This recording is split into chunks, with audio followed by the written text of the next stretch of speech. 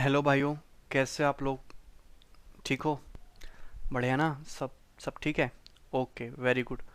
सो ये आज की हमारी हार्ड क्वेश्चन की सीरीज़ का सेट 19 है। 18 वीडियो अभी तक अपलोड हो चुकी हैं। जिन लोगों ने नहीं देखी हैं वो वीडियो, वो जाके देख सकते हैं।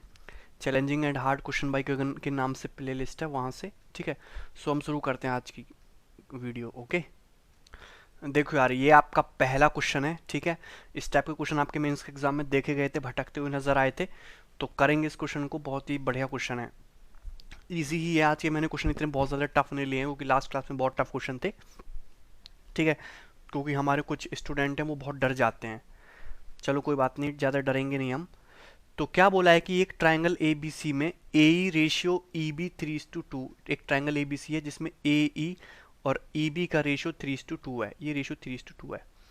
बी डी और डी सी का रेशियो 4:3, यानी कि बी डी और ये डी सी, इनका रेशियो 4:3। और ए एफ और एफ सी का रेशियो 1:5, यानी कि ए एफ और एफ सी का रेशियो 1:5। ये रेशियो है, एक्चुअल वैल्यू नहीं है। तो आपसे ई एफ सी डी, यानी कि जो क्वाड्रिलेटरल है, यानी कि जो जो शेडेड रीजन है, जो येलो येलो कलर का शेडेड रीजन है, इसका और ट्राइंगल एबीसी के एरिया का रेशियो पूछा है। समझ में आया कि नहीं? तो कैसे करेंगे, अब देखिए। ये शेडेड रीजन का एरिया डायरेक्ट तो हवा में से तो टपकेगा नहीं। अगर हम पूरे बड़े वाले ट्राइंगल एबीसी के एरिया में से इस वाले ट्राइंगल का एरिया माइनस कर दें, ए ई एफ का और बी ई डी का, तो आपके शेडेड रीजन का एरिया बच जाएगा। तो हम इस ट्राइंगल को एरिया को 1 मान लेते हैं, इस ट्राइंगल के एरिया को हम 2 मान लेते हैं। इस ट्राइंगल को 1 मान लेते हैं, इस ट्राइंगल को 2 मान लेते हैं। ठीक है ना? तो अगर मैं ट्राइंगल 1 और ट्राइंगल ए बी सी के एरिया के रेशियो की बात करूंगा, तो इनके एरिया का रेशियो कैसे निकालेंगे? वो 1/2 एक्स वाई साइन थीटा वाला फॉर्मूला लगा के 1/2 ट्राइंगल ए ई एफ के लिए साइडों का प्रोडक्ट, उनके बीच के एंगल का साइन। तो साइडों का प्रोडक्ट कितना होगा? 3 × 1, और उनके बीच के एंगल का साइन, दैट मीन साइन ए। अरे क्लियर है? सिमिलरली अगर मैं ट्राइंगल एबीसी के एरिया लिखना चाहूंगा, तो ट्राइंगल एबीसी के एरिया क्या हो जाएगा? 1/2 5 × 6 और उनके बीच के एंगल का साइन। ठीक है ना भाई? आजू बाजू की साइड की क्या करते हैं? गुणा करते हैं, उन बीच के एंगल का क्या लेते हैं? साइन ले लेते हैं। तो 1/2 3 + 2 5 और 5 और 1 6 इंटू साइन। यहाँ तक सबको बात समझ में आ रही है? साइन से साइन कैंसिल आउट हो जाएगा, हाफ से आपका कैंसिल आउट हो जाएगा, और ये आ जाएगा आपका 1/10। 3 दूनी 6 और 5 दूनी 10। ये आपके ट्राइंगल 1 और ट्राइंगल एबीसी के एरिया का रेशियो आ गया।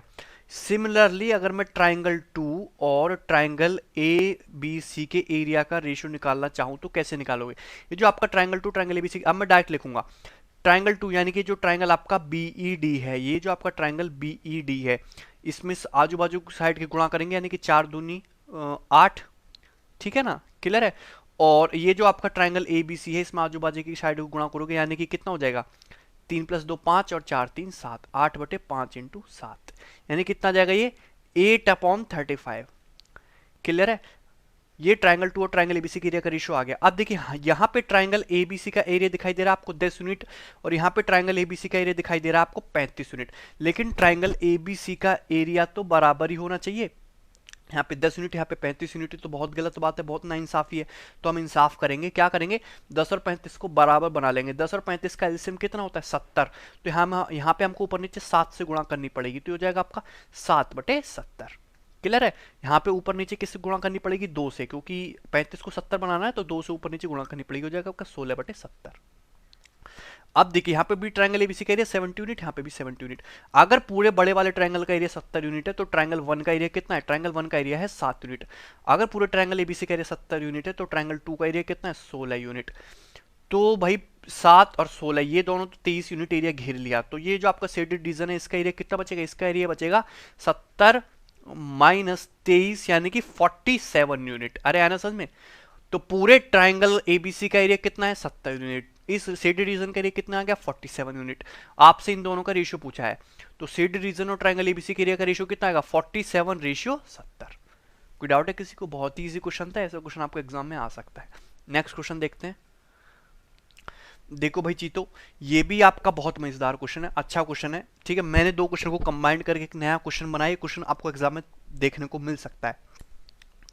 एक सर्कल है, सर्कल के बाहर एक वृत्त है, दिखाई दे रहा है। वृत्त के बाहर कोई बिंदु सी है, उस बिंदु सी से वृत्त पर दो स्पर्श रेखाएं खींची गई हैं, सी पी और सी क्यू, जो सर्कल को पॉइंट पी और पॉइंट क्यू पे टच करती है। ठीक है।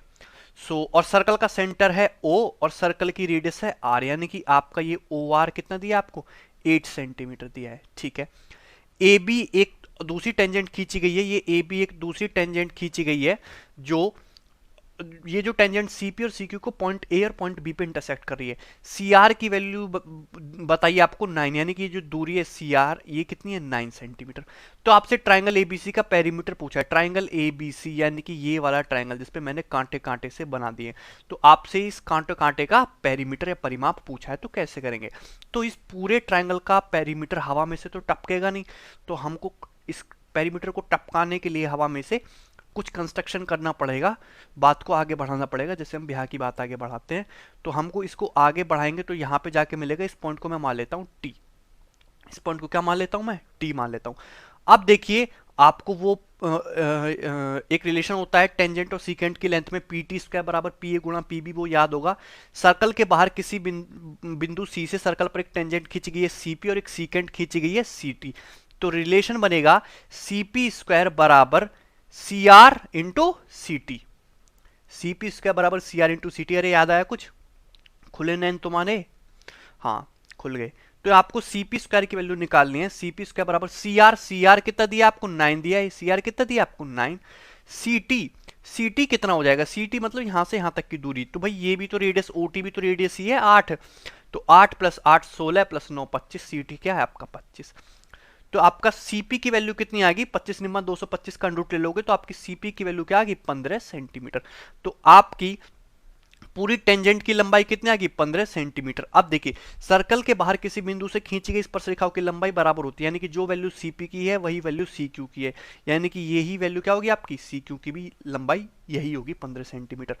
अब देखिए आपको करना क्या है, आपको ट्राइंगल एबीसी का परिमाप निकालना है, ट्राइंगल एबीसी का पेरीमीटर निकालना है।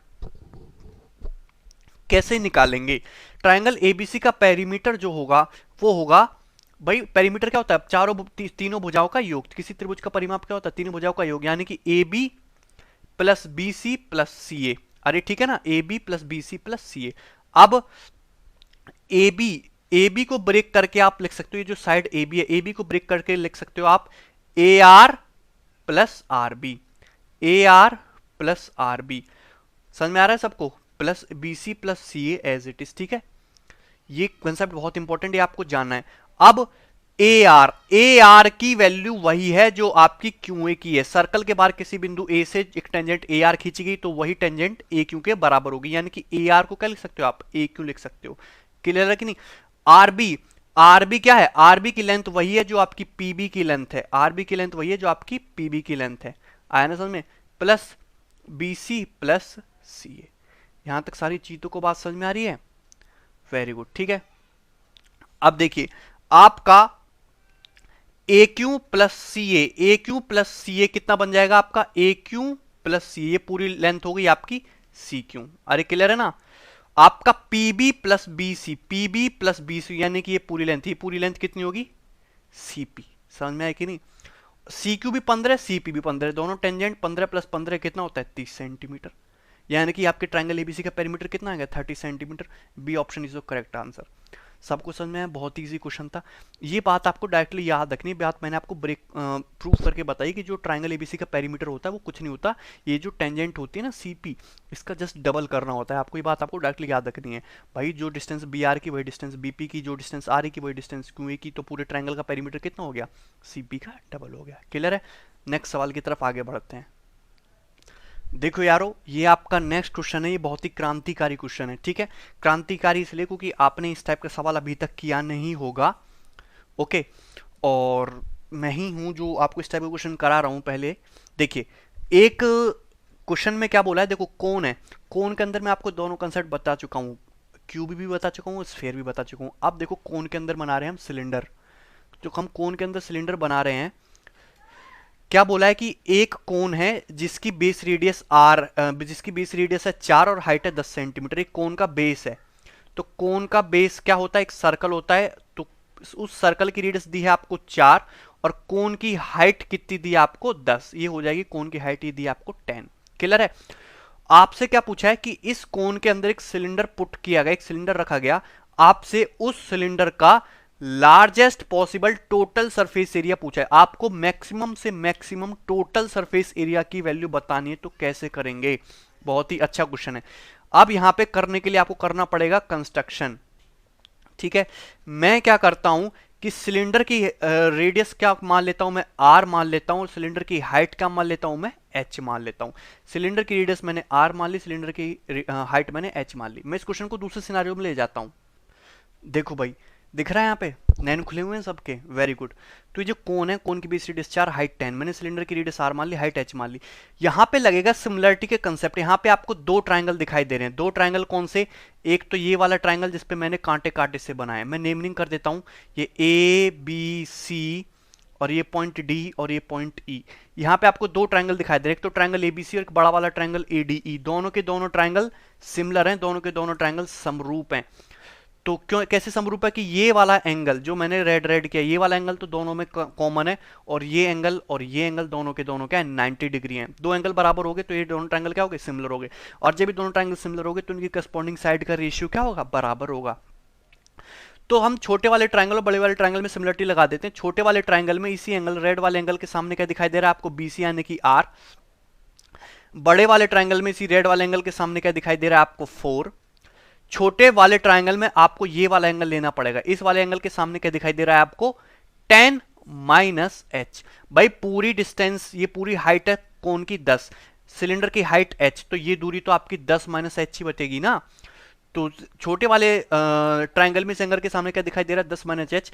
बड़े वाले ट्रायंगल में इसी एंगल के सामने कितना दिखाई दे रहा है आपको, 10। तो ये सिमिलरिटी लगा दी हमने। ठीक है, तो दो से काट लेते, 2 दूनी 4, 2 पंजे 10, ये हो जाएगा 5r बराबर 20 माइनस 2h। यहां से मैं 2h की वैल्यू निकाल सकता हूं, यहां से 2h की वैल्यू आ जाएगी 20 माइनस 5r। यहां से 2h की वैल्यू कितनी आएगी, 20 माइनस 5r। क्लियर है, ये आपकी मैंने इक्वेशन 1 मान ली। आपसे क्वेश्चन में टोटल सरफेस एरिया पूछा है सिलेंडर का, वो भी मैक्सिमम वाला। तो मैक्सिमम तो बाद में निकाल लेंगे, पहले टोटल सरफेस एरिया तो निकालो।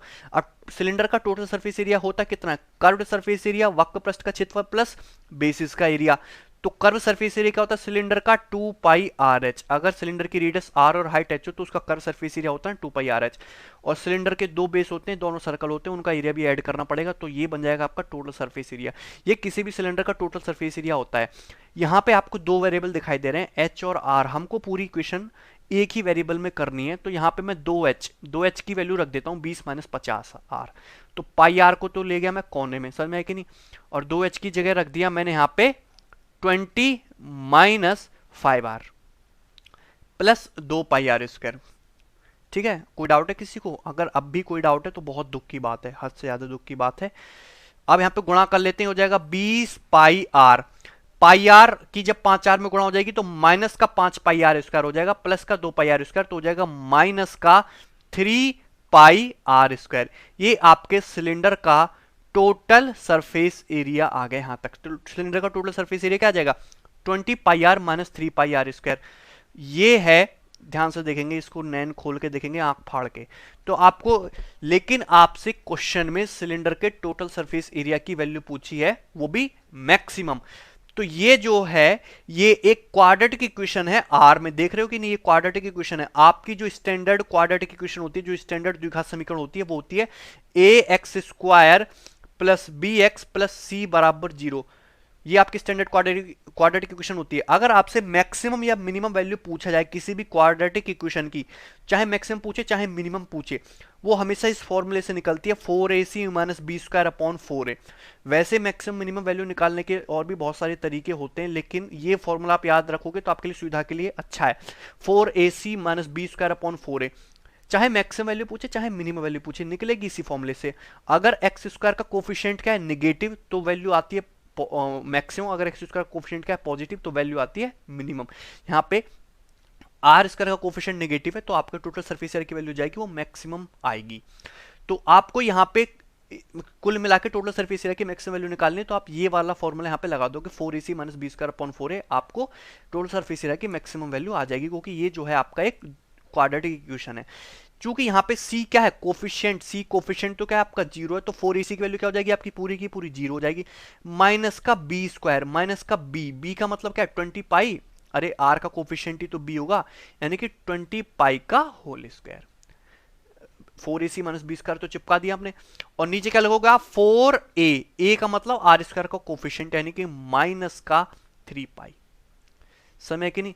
अब देखो माइनस के 20 पाई का होल स्क्वायर कितना होता है, पहले देखो माइनस से माइनस हटाओ, 20 पाई का होल स्क्वायर होता है भाई आपका 400 पाई। क्लियर है। और ये नीचे क्या दिख रहा है आपका 4 इंटू 3 पाई। ठीक है, 400 पाई स्क्वायर, 20 पाई का होल स्क्वायर कितना होता है 400 पाई स्क्वायर, नीचे आएगा आपका 3 पाई। अब देखिए 4 से आपका 400 100 बार कट गया, पाई से आपका पाई कट गया, आपका ये आ गया total surface area maximum 100 pi by 3। कोई दिक्कत है किसी को, ये 100 पाई बाई 3 सेंटीमीटर स्क्वायर, सबको समझ में कि नहीं। अगर आपको कोन के अंदर कोई सिलेंडर दिया गया और आपसे टोटल सरफेस एरिया पूछा जाए तो आपको हमेशा क्वेश्चन ऐसे ही करना है। एक क्वाड्रेटिक क्वेश्चन बनेगी, यहां से मैक्सिमम वैल्यू का फॉर्मूला लगा देंगे, आपका आंसर आ जाएगा। समय कि नहीं। यहाँ पे आप डिफरेंशिएशन वगैरह भी लगा सकते हो या r बराबर माइनस बी बाई 2a भी यूज कर सकते हो, लेकिन आप ये फॉर्मूला यूज करोगे तो आपकी सुविधा के लिए अच्छा है। सबको समझ में आया, थैंक यू, धन्यवाद। आगे बढ़ते हैं। देखो भाई सूरवीरो, ये आपका नेक्स्ट क्वेश्चन है। सूरवीर इसलिए क्योंकि एसएससी की तैयारी कर रहे हैं और एसएससी की तैयारी करने वाला हर बंदा अपने आप में सूरवीर है। ठीक है, वीर है अपने आप में, तो इस क्वेश्चन को वीर गति को पहुंचाते हैं। कैसे करेंगे, ट्रिग्नोमेट्रिक क्वेश्चन है, बहुत ही अच्छा क्वेश्चन, अभी तक एग्जाम में नहीं आया है। देखिए दिया है sine theta plus sine five बराबर A, cos theta plus cos five बराबर बी, तो आपसे cot theta minus five by 2 की वैल्यू पूछिए। तो कैसे करेंगे, यहां पे इस क्वेश्चन को आप वैल्यू पुटिंग से भी कर सकते हो। वैल्यू पुटिंग से कैसे कि थीटा की जगह 90 डिग्री पुट कर लो और फाइव की जगह 30 डिग्री पुट कर लो। ये सिर्फ एक ही कॉम्बिनेशन बनता है जहां से आपका क्वेश्चन सॉल्व हो सकता है, लेकिन जो मैं आपको बेसिक तरीका बता रहा हूं वो आपके लिए जानना मस्ट है, क्योंकि इस बेसिक तरीके से आप और भी बहुत सारे क्वेश्चन कर सकते हो। कैसे करेंगे, आपको थीटा माइनस फाइव बाई 2 की वैल्यू पूछिए कॉट में, तो आपको इन दोनों को क्या करना पड़ेगा, डिवाइड करना पड़ेगा। अगर मैं इन दोनों को डिवाइड करूं तो ये हो जाएगा आपका sign theta plus sine five upon cos theta plus cos five बराबर ए बाई बी। मैंने क्या किया, जस्ट दोनों को डिवाइड कर दिया। समझ में आया कि नहीं। अब देखिए sine C plus sine D का फॉर्मूला सारे चीजों को याद है। Sine C plus sine D का फॉर्मूला होता है 2 sine C plus D by 2 into cos C minus D by 2। ये फॉर्मूला होता है आपके sine C plus sine D का। ठीक है, नहीं याद है तो बहुत ज्यादा दुख की बात है। कैसे उम्मीद कर सकते हो कि आपका सिलेक्शन होगा, तो फॉर्मूला याद करो पहले। अब cos C plus cos D, cos C plus cos D का फॉर्मूला होता है 2 cos C plus D by 2 into cos C minus D by 2। ये फॉर्मूला होता है आपका cos C minus cos D का, बराबर हो गया आपका ए बाई बी। अब देखिए यहां से आपका cos theta minus five by 2 से cos theta minus five by 2 cut जाएगा, 2 से आपका 2 कट जाएगा, तो आपका क्या बचेगा sine theta plus five by 2 अपन cos theta plus five by 2। तो ये क्या हो जाएगा आपका tan theta plus five by 2। Tan theta plus five by 2 कितना आ जाएगा आपका A by B. Tan theta plus five by 2 आपका ए बाई बी आ गया, इक्वेशन 1। अब देखिए लेकिन आपसे कॉट थीटा माइनस में पूछा है, यहां पे आ रहा है प्लस में, तो क्या करो ten theta plus five by 2 इस वैल्यू का यूज करते हुए आप ten theta plus five by 2, अगर ten theta plus five by 2 है तो यहां से sign theta plus five by 2 की वैल्यू कितनी आएगी, यहां से अगर मैं sign theta plus five by 2 की वैल्यू निकालना चाहूं तो कितनी आएगी भाई, ten theta plus five by 2 है आपका A by B. Tan theta होता कितना है आपका, टेन थीटा होता है आपका परपेंडिकुलर अपॉन बेस, और साइन क्या होता है परपेंडिकुलर अपॉन हाइपोटेनस। तो परपेंडिकुलर आपका ए, तो हाइपोटेनस कितना हो जाएगा under root P square plus B square, यानी कि under root A square plus B square. Direct किया करो, समझ में आया कि नहीं, बच्चे नहीं हो भाई। टेन थीटा होता है परपेंडिकुलर अपॉन बेस, और sign theta plus five by 2 क्या होता है परपेंडिकुलर अपॉन हाइपोटेनस। तो परपेंडिकुलर ए है और हाइपोटेनस कर्ण कितना है under root A square plus B square हो जाएगा। तो आपके sign theta plus five by 2 आ गई।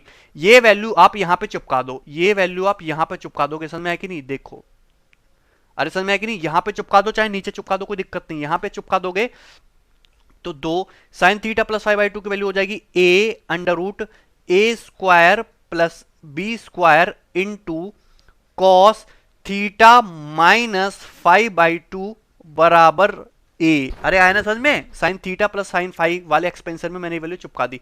देखिए ए से आपका पूरा का पूरा ए कैंसल आउट हो जाएगा, यहां से आपके cos theta minus five by 2 की वैल्यू आ जाएगी, cos theta minus five by 2 की वैल्यू आ जाएगी यहां से under root A square plus B square by 2। अरे क्लियर है ना भाई, अंडर रूट इसका प्लस बी स्क्वायर उधर पहुंच जाएगा, 2 आपका अपॉन में आ जाएगा। ठीक है, ये एक बॉलीवुड मूवी की तरह नहीं देखना है आपको, कॉपी पेन लेके साथ में बैठना है और सॉल्व करना है मेरे साथ साथ, ठीक है। थोड़ा कॉपरेशन करो, ऐसे फैल के मत बैठो, ठीक है। मैं ये वाले जो कैलकुलेशंस को मैं डिलीट कर देता हूँ, बस ये मैं ये वाला पोर्शन रहने देता हूँ। कॉस थीटा माइनस 5/2 की वैल्यू मैंने कितनी कैलकुलेट कर ली, √a² + b²/2। देखो भाई, कुल मिला के हमने cos थीटा माइनस 5/2 की वैल्यू आ गई √a² + b²/2। यहां तक सबको बात समझ में आ रही है कि नहीं? अरे क्लियर है। लेकिन आपसे cot थीटा माइनस 5/2 की वैल्यू पूछी है, बहुत नाइंसाफी है। आपसे वैल्यू पूछी है cot थीटा माइनस 5/2 की, तो कैसे, मतलब अब तो निकाल ही सकते हो इजीली, इंसाफ कर देंगे हम। भाई कॉस क्या होता है? कॉस होता है आपका बेस अपॉन हाइपोटेनियस, आधार बटे कर्ण, आधार बटे कर्ण। और कॉट क्या होता है? कॉट होता है आपका base upon perpendicular, base upon perpendicular. तो बेस तो आपका दिख रहा है √a² + b², बार बार ट्रायंगल बनाने की जरूरत नहीं है, डायरेक्ट करते हैं। बेस तो आपका डायरेक्ट दिख रहा है √a² + b²। अब परपेंडिकुलर कितना होता है? परपेंडिकुलर होता है हाइपोटेनियस। परपेंडिकुलर क्या होता है? परपेंडिकुलर होता है √ hypotenuse square minus base square. तो हाइपोटेनियस कितना है आपका? 2 है। बेस कितना है? √a² + b² है। तो करोगे तो 2 का स्क्वायर 4 आ जाएगा, √a² + b² का होल स्क्वायर करोगे तो इसका प्लस b² रह जाएगा, √ हट जाएगा और माइनस से गुणा हो जाएगी, यानी कि हो जाएगा 4 माइनस √a² - b²। ये कौन सा ऑप्शन दिखाई दे रहा है आपको? फर्स्ट ऑप्शन, ठीक है। सबको बात समझ में आई? तो इस तरीके से आपका क्वेश्चन सॉल्व हो जाएगा। आप इस क्वेश्चन को सॉल्व कर सकते हो वैल्यू पुटिंग से भी। यहाँ पे थीटा = 90 डिग्री और फाई = आई थिंक 30 डिग्री रखने से वैल्यू सॉल्व हो जाएगा। लेकिन बार बार आपको ऑप्शन चेक करने पड़ेंगे, तो कैलकुलेशन थोड़ी सी बड़ी हो सकती है। आपको जो मैंने मेथड सिखाया ये वाला मेथड यूज करोगे तो ज्यादा फायदेमंद है, क्योंकि इस मेथड से और भी बहुत सारे क्वेश्चन सॉल्व हो सकते हैं, ठीक है। सबको समझ में आया? नेक्स्ट क्वेश्चन की तरफ आगे बढ़ते हैं। देखो भाई, ये आपका नेक्स्ट क्वेश्चन है। ये क्वेश्चन है आपका नंबर सिस्टम से, संख्या पद्धति से, ठीक है। नंबर सिस्टम में नंबर के अलावा भी बहुत सारी चीजें होती हैं, तो हम बहुत सारी चीजों को पढ़ने की यहाँ पे कोशिश कर रहे हैं। क्या बोला है कि y is an even natural number है, एक सम प्राकृतिक संख्या है। इवन संख्या सब लोग जानते हैं, जो कि 4 से छोटा नहीं है, यानी कि y की वैल्यू आपकी 4 से बढ़ी ही है, और y की वैल्यू सम भी है। और आपको x बराबर बोला है y² - 2y, ये आपसे x बराबर बोला है। तो आपसे पूछा है कि then the largest number that always divide x² - 8x, वो लार्जेस्ट नंबर कौन सा होगा जो हमेशा x² - 8x को डिवाइड करेगा? वह सबसे बड़ी से बड़ी संख्या क्या होगी जो हमेशा x² - 8x को डिवाइड करेगी, जबकि y एक इवन नेचुरल नंबर है और y की वैल्यू 4 से छोटी नहीं है। तो देखिए, सबसे पहले तो मैं आपको ये कंसेप्ट बता दूं कि n कॉन्जिक्यूटिव नेचुरल नंबर का प्रोडक्ट हमेशा फैक्टोरियल n से डिवाइड होता है। जैसे मैंने लिख दिया 2 3 4, 2 3 4, ये 3 कॉन्जिक्यूटिव नंबर है, 3 कॉन्जिक्यूटिव नंबर है, तो इनका प्रोडक्ट कितना आ गया? 24। ये हमेशा फैक्टोरियल 3 से डिवाइड होगा, क्योंकि यहाँ पे 3 नंबर है, ये हमेशा फैक्टोरियल 3 से डिवाइड होगा। देखो 6 से डिवाइड होता है हमेशा 24। अगर मैं कोई भी n कॉन्जिक्यूटिव नेचुरल नंबर ले लूं, n कॉन्जिक्यूटिव नेचुरल नंबर जैसे मैंने लिख लिया यहाँ पे, सपोज a+1, a+2, a+3, ठीक है ना, और a+4, ये मैंने सपोज 5 कॉन्जिक्यूटिव नेचुरल नंबर लिख लिए। ये 5 कॉन्जिक्यूटिव नेचुरल नंबर है, दिख रहे हैं ना, 1 2 3 4 5, सब में 1 1 जोड़ के आए। तो ये इनका प्रोडक्ट हमेशा फैक्टोरियल 5 से डिवाइड होगा। अगर मैं यहाँ पे एक और बढ़ा दूं a+5, तो ये 6 कॉन्जिक्यूटिव नेचुरल नंबर दिखाई दे रहे हैं, तो इनका प्रोडक्ट हमेशा फैक्टोरियल 6 से डिवाइड होगा। ये एक कंसेप्ट है जो आपको याद रखना है। ये कंसेप्ट हम यहाँ पे इस क्वेश्चन में लगाने की कोशिश करेंगे, ठीक है। अब देखिए, आपको x की वैल्यू बताइए y² - 2y। आपसे पूछा है कि x² - 8x को डिवाइड करने वाली बड़ी से बड़ी संख्या जो है वो क्या होगी, लार्जेस्ट नंबर जो हमेशा x² - 8x को डिवाइड करेगा। अब देखिए, x² - 8x, अगर मैं यहां से x को मान लूंगा तो अंदर आ जाएगा आपका x - 8।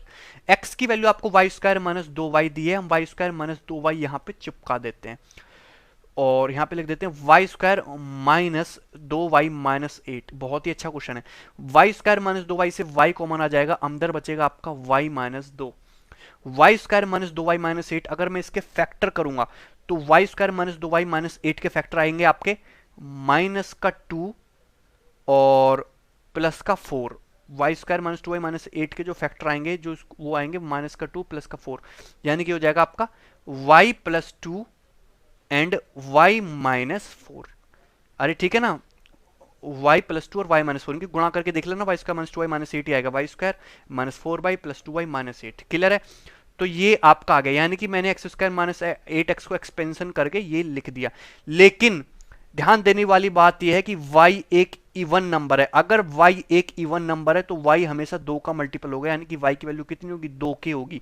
क्योंकि ये जो आपको कॉम्बिनेशन दिख रहा है y minus 2, y plus 2, y minus 4, ये कॉन्जिक्यूटिव नंबर तो है नहीं। कॉन्जिक्यूटिव नंबर के बीच में तो एक एक का डिफरेंस होता है, इनके बीच में तो दो दो का डिफरेंस आ रहा है। लेकिन y एक इवन नंबर है तो y की वैल्यू हमेशा 2 के होगी। अगर मैं यहाँ पे y की वैल्यू 2 के रखता हूं तो y की वैल्यू हो जाएगी 2 के इंटू 2 के माइनस 2 y प्लस 2 यानी कि 2 के प्लस 2 और y यानी कि 2 के माइनस 4। अरे क्लियर है कि नहीं, 2 के माइनस 4। यहां से भी 2 कॉमन है, यहां से भी 2 कॉमन है, यहां से भी 2 कॉमन है, यहां से भी 2 कॉमन आया, यानी कि 4 2 कॉमन आ गए, यानी कि 2 इंटू 2 इंटू 2 इंटू 2 यानी कि 16 हो गया। 16 हो गया। यहां से क्या बचेगा आपका, यहां से बचेगा k माइनस 2। यहां से क्या बचेगा, यहां से बचेगा आपका k माइनस 1। यहां से क्या बचेगा आपका, यहां से बचेगा आपका k। यहां से क्या बचेगा आपका, यहां से बचेगा आपका k प्लस 1। 16 इंटू के माइनस 2, के माइनस 1, के प्लस 1। ये क्या है, ये 4 कॉन्जिक्यूटिव नेचुरल नंबर हैं, दिख रहे हैं कि नहीं, के माइनस 2, के माइनस 1, के प्लस 1। 4 कॉन्जिक्यूटिव नेचुरल नंबर है। और 4 कॉन्जिक्यूटिव नेचुरल नंबर का प्रोडक्ट हमेशा किससे डिवाइड होगा, फैक्टोरियल 4 से तो डिवाइड होगा ही होगा। तो 4 कॉन्जिक्यूटिव नेचुरल नंबर का प्रोडक्ट हमेशा फैक्टोरियल 4 से डिवाइड होगा। कुछ लोगों को ऐसे भी डाउट आते हैं कि उनको फैक्टोरियल 4 का मतलब ही नहीं पता होता। भाई बहुत बहुत मेहनत की जरूरत है आपको। फैक्टोरियल 4 का मतलब होता है 4 इंटू 3 इंटू 2 इंटू 1, यानी कि 4 तिया 12 दूनी 24, यानी कि k minus 2, k minus 1, k into k plus 1 हमेशा 24 से तो डिवाइड होगा ही होगा।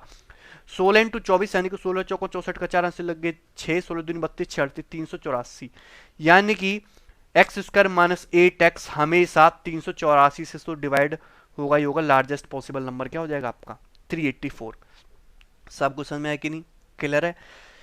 ये आपका इस क्वेश्चन को करने का बेसिक तरीका है, ये आपको आना ही चाहिए, चाहे आप कितने भी बड़े सूरमा हो। इस क्वेश्चन को 1 सेकंड में भी सॉल्व किया जा सकता है, वो भी मैं आपको ट्रिक बता दे रहा हूं, लेकिन ये आपको आना ही चाहिए, पूरा कंसेप्ट डिटेल में पता होना ही चाहिए, ठीक है।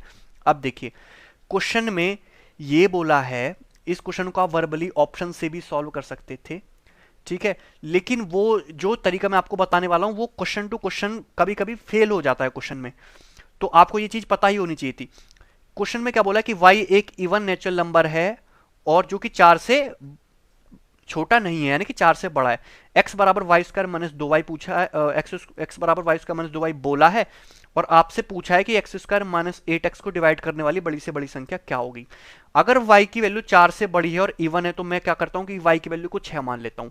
y की वैल्यू को अगर मैंने 6 मान ली, अगर मैं यहां पे चिपकाऊंगा तो x बराबर 6 का स्क्वायर 36 और 6 दूनी 12, 36 माइनस 12 यानी कितना हो गया 24।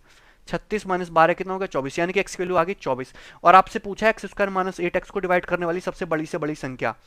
एक्स स्क्वायर माइनस 8x का मतलब होता है एक्स इंटू एक्स माइनस 8। मैंने x की वैल्यू क्या निकाल रखी है 24, और 24 माइनस 8 कितना हो गया 16। 24 इंटू 16 कितना आ गया 384। 384 आ गया डायरेक्ट, जो आपको सबसे बड़ी एक ही ऑप्शन में दिख रही है, ऑप्शन 4। तो यही आपका आंसर हो जाएगा। किसी को डाउट है, सबको समझ में आया? अगर डाउट है तो बहुत दुख की बात है। अपने नेक्स्ट क्वेश्चन की तरफ आगे बढ़ते हैं। देखिए ये आपका नेक्स्ट क्वेश्चन है, क्वेश्चन इंग्लिश में ही अवेलेबल है, ये क्वेश्चन आप कर दो, हम थक गए, ठीक है ना। क्वेश्चन हम समझा दे रहे हैं कि एक सर्कल है, सर्कल के अंदर ए बी डायमीटर है, व्यास है, ओ सर्कल का केंद्र है, और सी एक पॉइंट है जो ए और बी से अलग है। D is a point on B C such that D इस बी सी पे एक पॉइंट है, और ओ डी इज परपेंडिकुलर है, परपेंडिकुलर का साइन है, ओ डी ओ बी पर परपेंडिकुलर है। E is a point on B D such that O E bisect ये एंगल बीओडी है, एंगल बीओडी। बीई ईडी का रेशियो दे रखा है आपको 2:1। अगर एफ मिड पॉइंट है तो आपको ए एफ की लेंथ बतानी है, और ए बी आपको 24 दिया है, ए बी 24 दिया है, यानी कि डायमीटर 24 दिया, यानी कि रेडियस कितनी हो जाएगी 12। क्वेश्चन को कर दीजिए आंसर, हमको कमेंट सेक्शन में बताइए। तो बस आज के लिए इतना ही, सिर्फ आज के लिए इतना ही पढ़िए। कुछ लोग बोलते हैं कि सर डेली वीडियो दो, दो वीडियो दो, 4 वीडियो दो डेली के। भाई जितना पढ़ा रहे हैं पहले उसको तो डाइजेस्ट कर लो। अगर अभी पिछला पूछ दें तो नहीं बता पाओगे, जितना पढ़ा दिया पहले उतना तो पचा लो। 2 3 4 वीडियो भी दे देंगे, ठीक है।